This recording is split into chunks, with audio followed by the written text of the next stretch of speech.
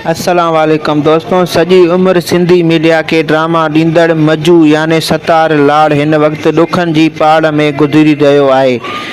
कुछ ॾींहं पहिरियां मजू उर्फ़ सतार लाड़ जी नंढड़ी जी तबियत ख़राब हुई। उन सदमे में वरी उन जी घरवारी बि अची वई। सतार लाड़ एमरजेंसीअ में लाड़काने में सिटी हॉस्पिटल में दाख़िल करायो ऐं ICU में बेड न हुअण सबबि ऐं वास्तो हुजण न सबबि दरपदर थियण खां पोइ कराची रवानो थी वियो ऐं हींअर सूर्या हॉस्पिटल में उन जी घरवारी ऐं धीअ दाख़िल आहिनि ऐं असांजे कल्चर डिपार्टमेंट खे घुर्जे त उन जी माली मदद कई वञे ऐं सरकारी सतह ते उन्हनि जो इलाज करायो वञे।